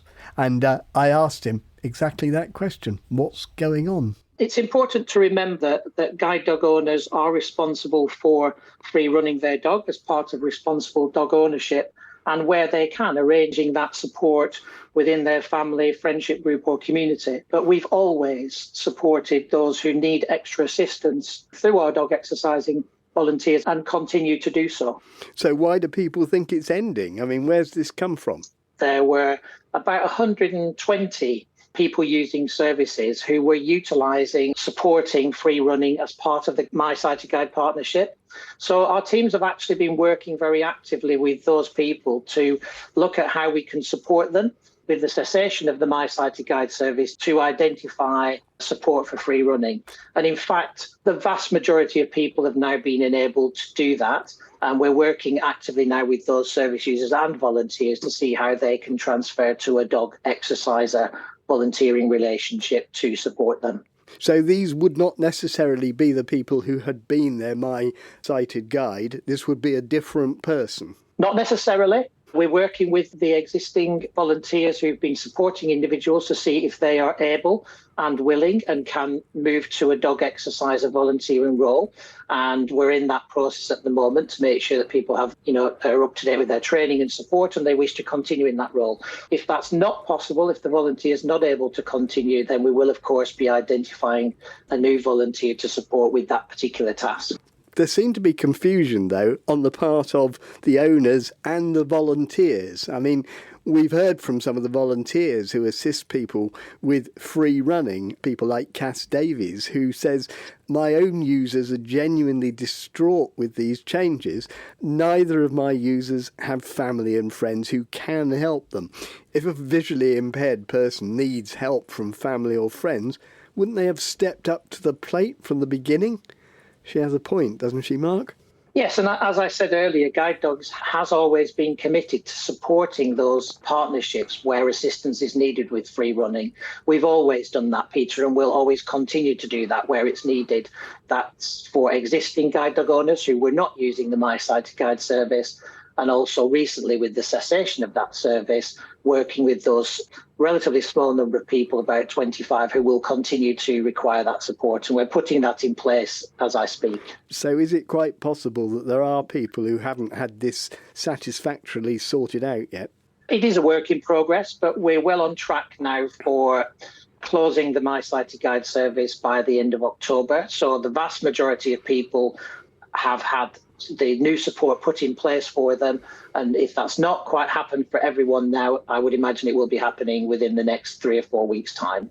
Now, I mean, just looking at it more generally, we know guide dogs have to make savings, but surely this isn't a very expensive scheme to run, is it? I mean, the people who do it, as you've said, are volunteers. Is this really going to save you that much money? Well, the financial challenges aside, as we've previously reported, looking to the future, we were recognising that the My Sighted Guide service, which, as you said, relies heavily on a significant volunteer base, also had a significant number of guide dog staff supporting it to make sure that those partnerships are safe and secure and effective. And it is a service that had evolved over time. So this was a decision that we needed to make in order to ensure that, we weren't trying to provide a service that was inequitable across the UK for people. So if there are people listening to this now who feel that they've got a problem, they need this help and they're not getting it, what would you advise them to do? Well, I would hope that they're all already in touch with our team who are supporting them moving from their My Sighted Guide partnership and looking at if they require free running support. But if we have existing guide dog owners who are not able to engage with that support in their friends, family and community group, then I'd encourage them to contact us through Guideline, and we'll look at their individual circumstances to see how and if we can support them. I mean, it does rather sound as if you're putting the onus on them to find a solution. All of the service users who we're working with on the My Sighted Guide service, we have been in touch with every one of them and are there to support them. So there's no onus on them to contact us. We're proactively contacting them. If, however, we have guide dog owners out there who are listening, who aren't benefiting from free running support and feel that they need to do because they're not able to mobilise that within their own circle of support, then I'm inviting them to contact us through Guideline and to discuss their individual situation. Mark Sanderson of Guide Dogs. Well, Will Toms is still here listening to that. I'm just interested, Will, did you know there was a specific service for running the dogs, called Dog Exerciser Volunteer? I didn't necessarily know it was called that. I'd say in general, though, I think it would be a reasonable thing for guide dogs now to communicate out to all the people that are using that service. Just practically to say, to save any confusion, your service will be continuing. I'd say particularly at the beginning of his statement, kind of this emphasis on owners that they have the responsibility to look after the dogs and care for the dogs and the dog's well-being, which is obviously completely true. But it's one of those things where we know that. We love our guide dogs. That's a given. And the reason we're asking for help isn't because we're lazy or we don't want to do it ourselves. It's because it's the right thing for the dog to keep the dog safe. And so I think guide dogs could potentially recognise that guide dog owners love and look after the dogs and want the best for them, and they need these services for the right reasons. Will Toms, thank you very much. And that's it for today. I promise you those contact details. You can email your responses to intouch@bbc.co.uk. You can leave voice messages on 0161 836 1338, or you can go to our website on bbc.co.uk/intouch for more information. Next week, we start our Brains Trust on technology and the struggles some people have with assistive technology, particularly getting face-to-face help. We'd still welcome your views and experiences so that we can include them and indeed maybe get answers for you in the programme. But for now, from me, Peter White, and this week's producer, Fern Lulham, goodbye. Scaffolding and skips news for week commencing the 18th of October. Newport area, Malthouse Court, Croker Street. 10 Croker Street. Island Beds, 90 High Street. Mencap, 69 High Street. Outside the Entertainer, St. James Street. 48 High Street. 120 Lower St. James Street. 36 High Street. Hong Kong Express, Holyrood Street. 47 High Street. Shoe Zone, High Street. 1 Holyrood Street. Newport Area. 3 Cypress Road. Ride area. Pavement outside 29 to 30 Cross Street. 45 George Street. 39 Nelson Street. 73 George Street. Cloud 9 Cross Street. 63 George Street. 116 High Street. 18 to 19 Cross Street. Serendipity Diamonds, 185 High Street. 51 Park Road. 1 Foreland Road, Bembridge. Weatherspoons, Union Street. And Crep Leathers, 21 High Street. Ride area skips.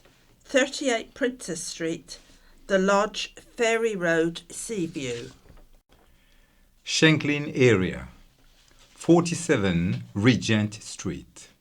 7 Esplanade. Pencil Cottage, 2 Church Street. 112 Regent Street. Cowes Area. 5 Granville Road, 72D High Street. Sandown Area. 3 Pier Street. 27A High Street. Sandown Area Skips. 3 Station Avenue. Brading Area. Northwood House, 31 High Street, Brading. Ventnor Area. Mandarin Chinese, 92 High Street. Cider Barn, Godshill.